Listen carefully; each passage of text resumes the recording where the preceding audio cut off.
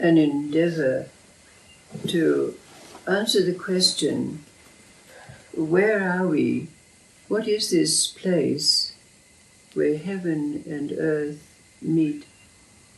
We've been looking at the meaning of the word grace, which, unlike love and hate and truth and lies and good and bad and good luck and bad luck, has no opposite.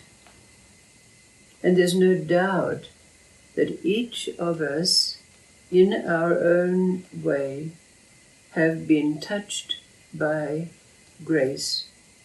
So we can say that we know what grace is. But the question that arises for us is, from where does grace arise? And it reminds of that very, very old story. And so let's see in its retelling what it can illuminate for us in our endeavor to answer this question. Where are we? What is this place? And it's that story about a time not so long ago, and very similar, you might say, to a time that we find ourselves in right now, when the churches, the temples, and the synagogues are all but empty. And it's about that monastery nestled in a remote area, in a valley somewhere, that was inhabited now only by a group of old monks. The monastery was dilapidated, its shutters falling off, the dust and cobwebs gathering in its rafters. And the monks shuffled around the cloisters, going about their business. But, as is the way with such people, not far away in the valley there was a little retreat house to which the rabbis from the synagogues used to come in retreat and for contemplation. And all of the monks in the monastery would know when the rabbi was there. And they'd whisper amongst themselves, the rabbis in residence, the rabbis in residence.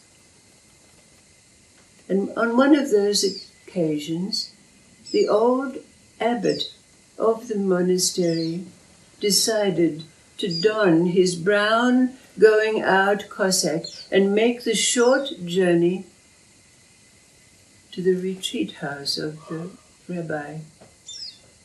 When the door was opened, they fell into each other's arms with tears rolling down their cheeks, commiserating, without a word, the absence of people of faith now. But then, when they sat over their cups of tea, they came to a place where they began to rejoice as they shared the ancient wisdom from their sacred writings. And time passed for them, but when it was time for the old abbot to take his leave from the rabbi, as they were parting, the old rabbi made a remark to the old abbot which took him aback. In fact, it shocked him. So when he arrived back at his monastery and all the monks came around and said, What did he say? What happened? What did he say? The old abbot kind of scratched his head and said, well, we shared sadness and we shared happiness. But the old abbot made a remark, a strange remark, and that was, the Messiah is among you. So all the monks' ears perked up as they heard these words. The Messiah is among you.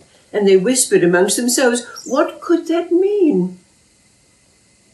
It's almost blasphemy, but what was the meaning of this? And then a strange thing began to happen, because Brother Ignatius met Brother Philip in the cloisters, and all of a sudden he looked at him as though he'd not seen him before. And first he saw his bent back and realized this was from years and years of toil in the garden, providing flowers for the chapel, even when it was all but empty, growing vegetables to provide food for their table. And he thought, could it be? Is it possible that it's you? And again, conversely, in the other way, they looked, and Brother Ignatius looked at Brother and Philip and saw his gnarled hands and remembered the years and years that he'd spent bent over, inscribing and adorning the sacred books. And so it went on. They met Brother Damien down further, and they saw, as he walked along, now with a white stick, almost blind, but seeing for the first time and remembering that he spent his time playing the organ in the little chapel, even though people did not come. Could it be? Is it possible? Is it you? And then a strange and wonderful thing began to happen.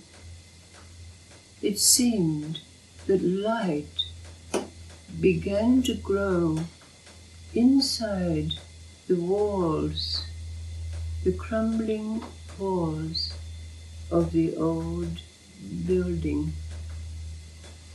All of a sudden, it did not seem that it was the rays of the sun that came in to light up the stained glass windows, cracked as some of them were, but a light from within that began to radiate out.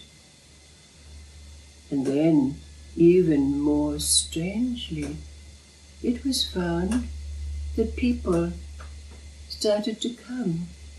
They came back to the chapel gardens with their families to make picnics. Several of them even came into the chapel to listen to the organ being played. And so it went on. More and more people began to come. The light inside the monastery grew and grew. The old monks, Ignatius, Philip, Damien, instead of shuffling down the cloisters, they stood tall, their robes swishing around them as they went back and forth to go about those tasks that had occupied them, the dedication of so many years, each looking at each other with new eyes. Is it you? Could it be? And then, as though as one, each and every one of them came to that place where they recognized, asked themselves, could it be, is it possible that it's me?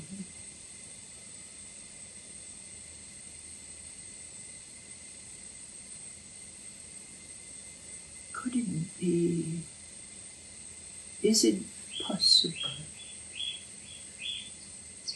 that it's me?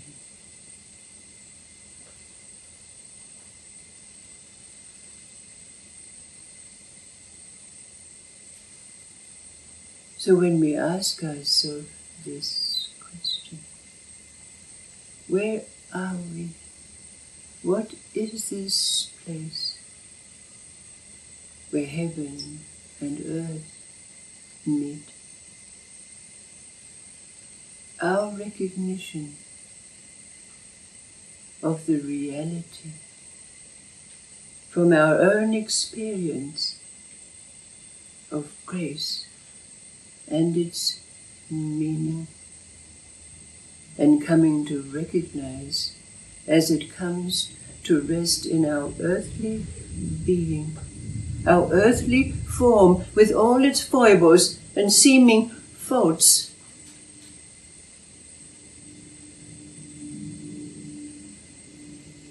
That this is from where grace arises. Could it be? Is it possible that each of us can come to this place where we recognize it, claim it, grace? No opposites, not requiring faith, because from our own experience we know it. Grace. From where does it arise? You and you and you.